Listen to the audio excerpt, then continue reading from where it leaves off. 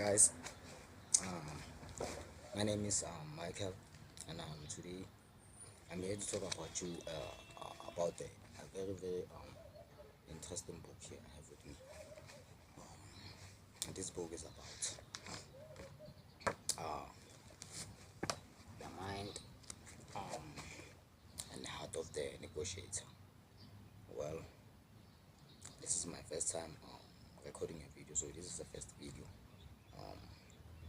Reason being, this book is an international edition, so I just wanna. It's about the mind, what to do when you want to negotiate deals, and the heart, what you feel inside of you. You know, it was written by Lee L. Thompson. Alright,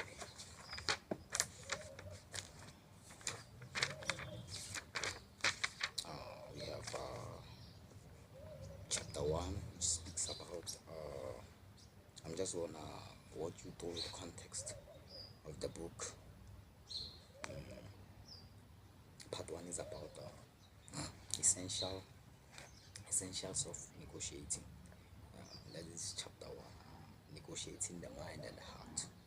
Negotiation, definition and scope. You know, chapter two is about preparation. What to do before negotiating. Chapter three is about distributive negotiation. Slicing the pie. Chapter 4, win-win negotiation, expanding the pie. Chapter 5, developing a negotiating style. Chapter 6, establishing trust and building a relationship. Chapter 7 is about power, persuasion, and ethics. Chapter 8 is about creativity and problem solving in negotiations. Chapter 9 is about multiple parties, coalitions, and terms. Chapter 10 is about cross-cultural negotiation. Chapter 11 is about tacit negotiations and social dilemmas, meaning what is around us, happening around us. No? So, chapter 12 is about negotiation via information technology, which means negotiating using IT. What is holding us now, which is technology. So I'm gonna walk you through the preface. I'm really sorry about that, guys. This book is dedicated to negotiators who want to improve their ability to negotiate, whether that be multi-million dollar business deals or personal interactions. Many books address the issue of negotiation. So why this one? If I were to cite a single reason why I wrote a book in this saturated field, is this: the science of negotiation can help people dramatically improve their ability to negotiate economically better deals and also psychologically better deals. Simply stated, you can improve your monetary returns and feel better about yourself and the people you deal with. This book contains an integration of theory, scientific research, and practical examples. Moreover, the practical examples selected from hundreds of real-world negotiations involving people from several companies illustrate effective as well as ineffective negotiation skills. Here is what you can expect when you read this book: illustrative case studies and real-life negotiations, whereby they have included several examples and actual case studies of negotiating in managerial and executive context. Each chapter opens with a case analysis, often from the business world, but government, community, and personal life as well.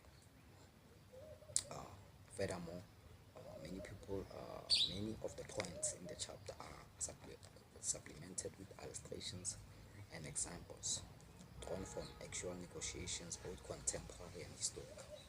I do not use these examples to prove a theory, rather I use them to illustrate how many people of the concept in the book are borne out in the real world situations.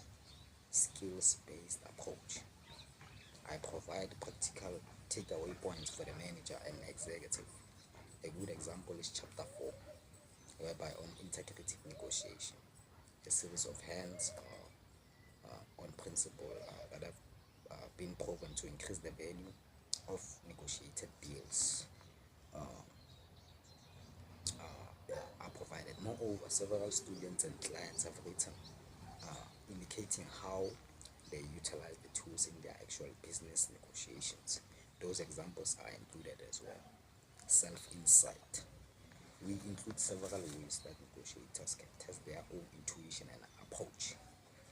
For example, chapter 5, developing a negotiating style, allows negotiators to assess their instinctive bargaining style and provide suggestions for how to further develop their bargaining repertoire.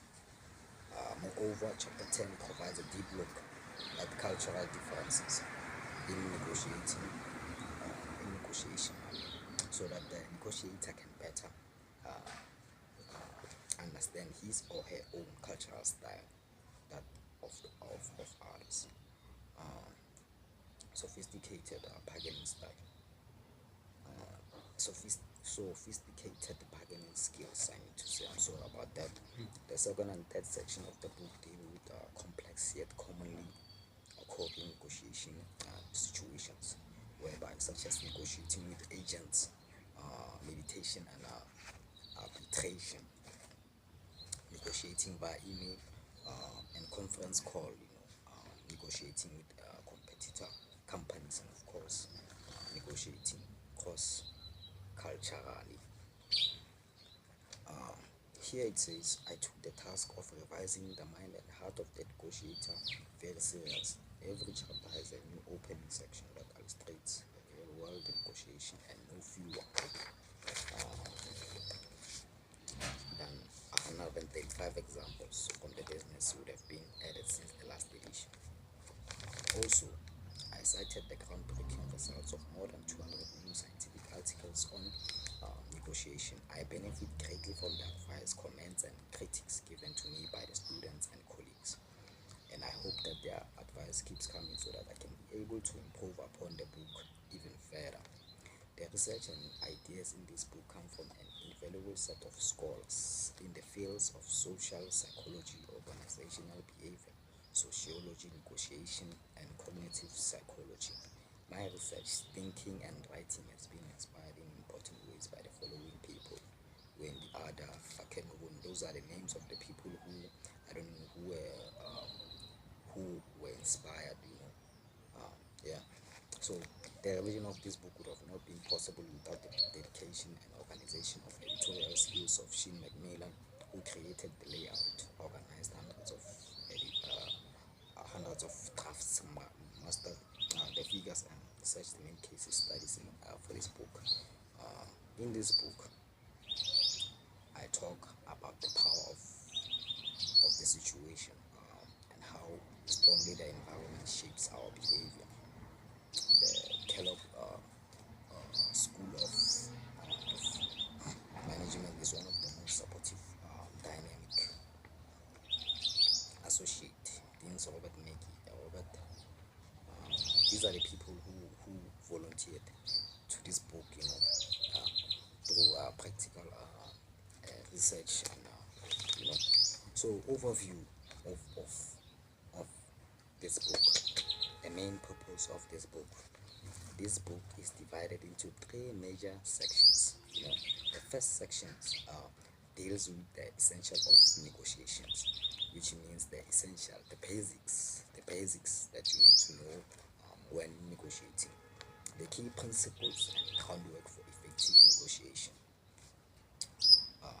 Chapter 2 leads the manager through effective preparations, strategies for negotiation. Chapter 3 discusses distributive negotiation skills, or how to optimally allocate resources in ways that are favorable to oneself, a process called slicing the pie. Chapter 4 is probably the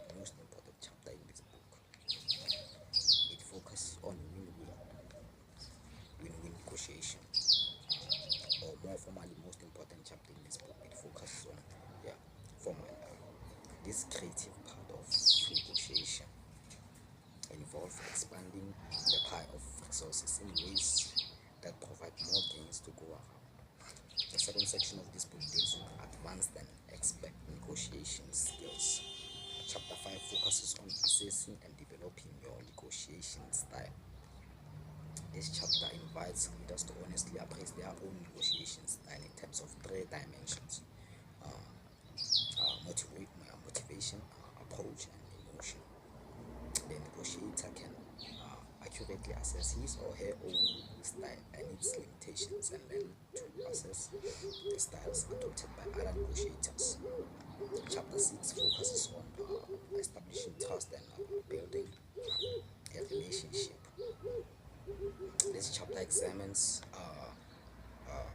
business and personal relationships, on how trust is developed and broken, and repaired.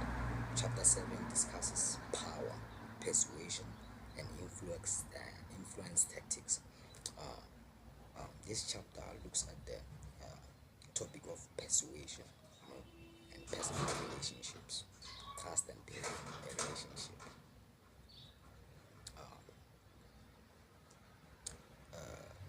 This chapter looks at the topic of persuasion and influence as it occurs across the bargaining table, and also deals with the important issue of ethics in negotiation.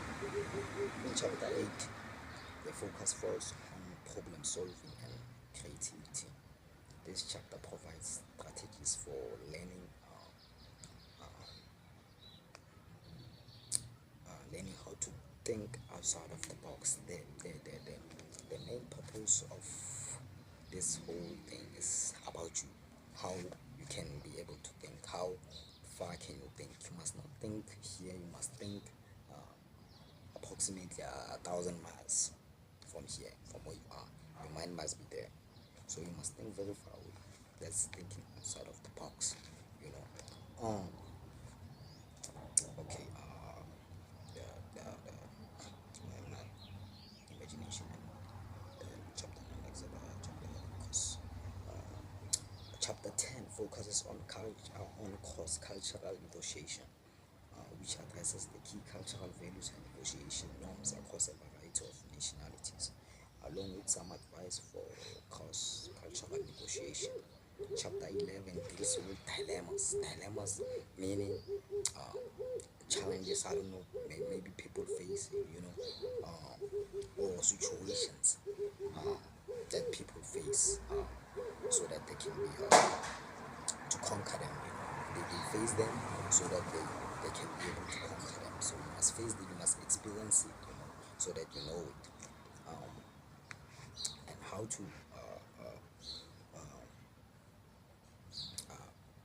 or situations in which negotiators make choices in a mixed motive context, where cooperation involves building trust with the other party, and competition involves an attempt to increase one's own share of resources. The chapter examines the nature of social dilemmas and how to negotiate successfully within various types of dilemmas. Chapter 12 focuses on information technology and its impact on negotiation, and uses a place-time model of social interaction to examine the challenges and opportunities of negotiation as it occurs in the technological age, which means the age that we are living in right now. You know. Finally, four appendices provide a variety of additional material. Appendix 1 invites readers to examine the nationality or rationality of their negotiation beliefs and preferences. Appendix 2 provides a short course on lie detection and non-verbal communication as they occur in negotiation. Appendix 3 reviews the essential of third-party intervention, and Appendix 4 provides tips and worksheet for negotiating a job offer. So I'm just gonna read chapter 1 for you. which is the part one. You know, we heard that part one is gonna be talking about the essentials of negotiation, meaning the basics, the things that you need to know when you are in the middle of a negotiation or when you are about to negotiate with a person. So here is a illustrative case study sort of summary, involving two people, a contractor and the numbers that are given to them, which means the, the, there are two of them. The first one is I don't know, is a junior or what, but then he doesn't see the value of negotiating. So in this context, he just gets mad, and you will just let me just read it for you. It says negotiation, the mind and the heart. Before the strangling and death threat, the negotiation between David M. Colburn, of American online executive at Music Boulevard, began innocently enough, you know, which means it was a negotiation between David M. Colburn of America and the executives of at Music Boulevard. Began innocently enough, like they were just sitting, innocently. Yeah, Colburn said back while his Colburn, which was one of the negotiators, said back while his business associate Maya Bello, sorry, sorry about that, reviewed the proposed deal. His friend, his business associate Maya Bello, reviewed the proposed deal.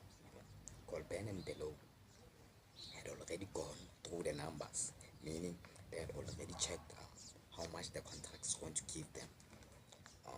Music Boulevard, an online music service, was going to pay $8 million over 3 years to run ads on AOL. You know, it was an online service, but these two negotiators had already gone through the numbers. They had already seen what the numbers are. So they were going to be paid 8 million over the course of 3 years to run ads on their companies. However, Below suddenly saw the deal in an entirely different light.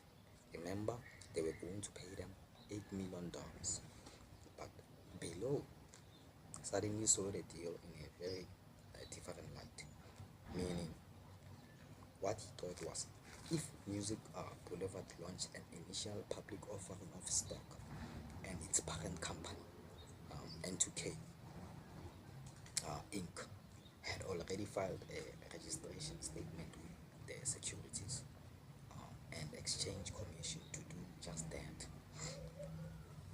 then an ad deal with AOL would be worth more than 8 million. Listen to what he's saying. He's saying if Music Boulevard launched an initial public offering of stock, right, and its parent company 2K Inc. had already filed a registration statement with the Securities and Exchange Commission to do just that, then an ad with AOL will be worth more than $8 million. Just going through that, he already saw that there might be more to the 8 million that we are being provided. There might be more, you know. Below began to think that these Music Boulevard executives in front of him stood to personally gain millions from an IPO in which AOL would not share, meaning it was an ad deal with AOL, the company, would be worth more than $8 million. So with that, because of now the pay ran, has been filed a registration statement with the Securities and Exchange Commission, it must worth more than $8 million. Okay, Below then quietly tore out the pricing page, the price that they gave to them. He torn the page apart.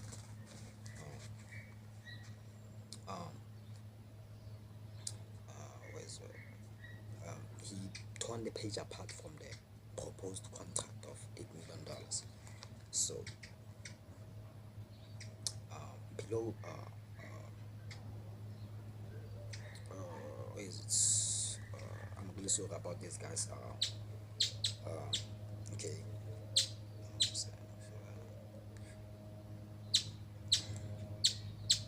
He turned the page. He turned the page apart. He turned the page apart. He turned the page apart.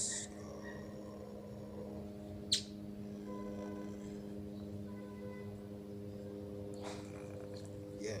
Below then quietly tore out the pricing page from the proposed contract. The $8 million figure vanished because of what he did. He just turned the page apart. He was fucking angry because of he saw the deal at a different light perspective. The 8 million figure vanished and he owed him $16 million. He tore the page and that 8 million that they offered, it was no longer there. So what he did, he said he wanted $16 million for the contract, for the deal, you know, meaning the Music Boulevard execs were perplexed. They were amazed because after all, this meeting was the final review of a contract to which they had already verbally agreed.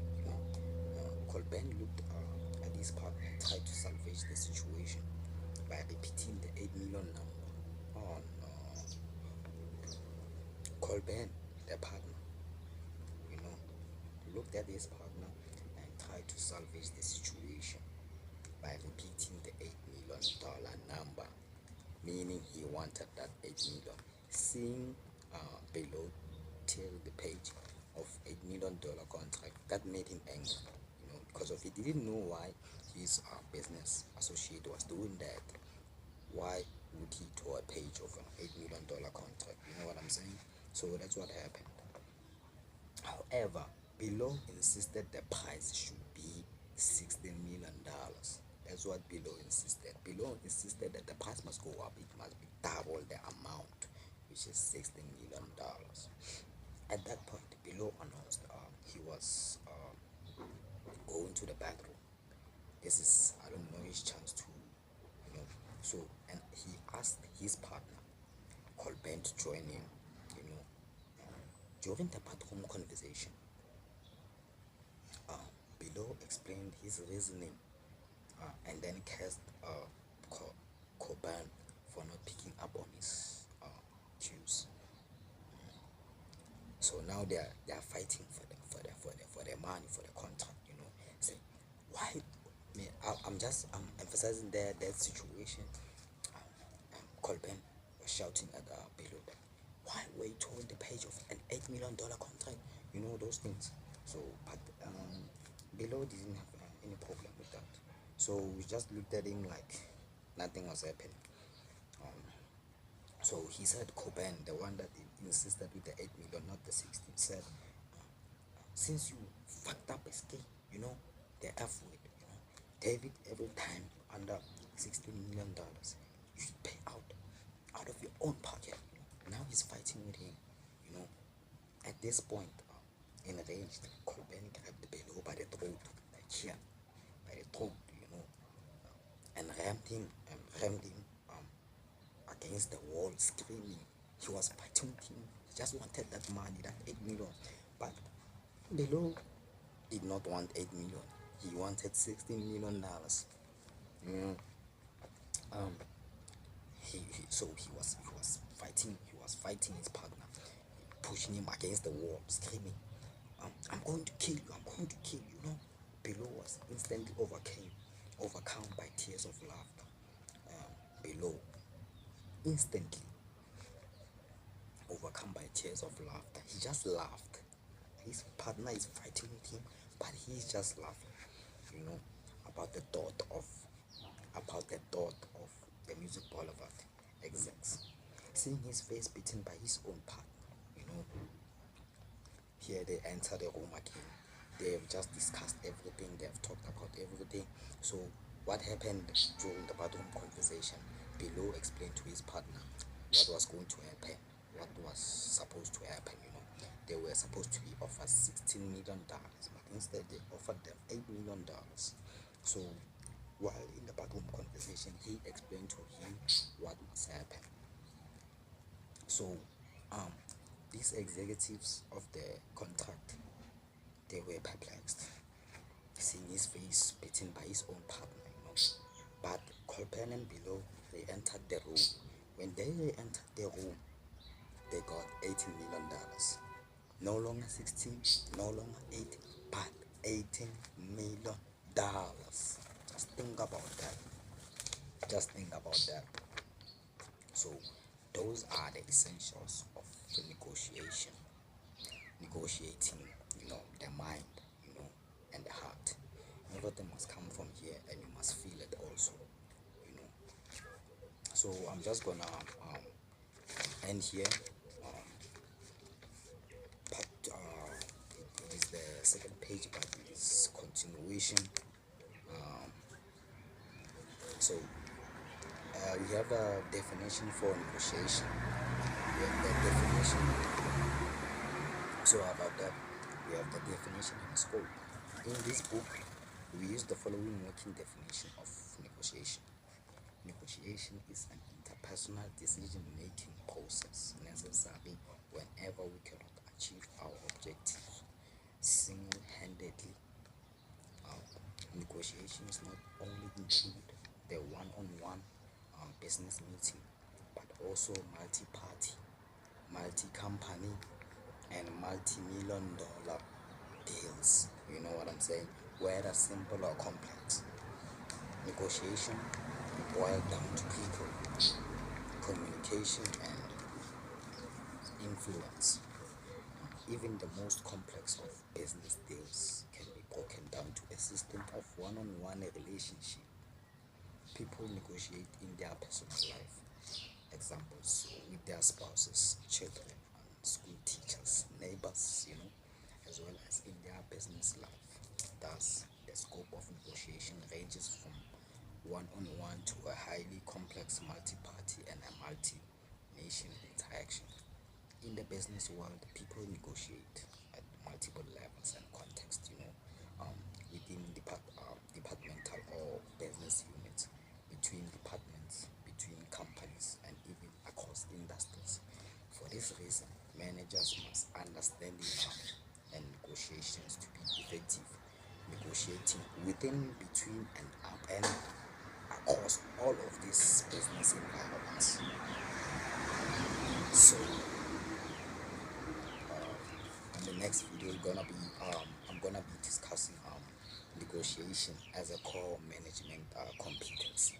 So I'm done with the essentials of negotiating, which means the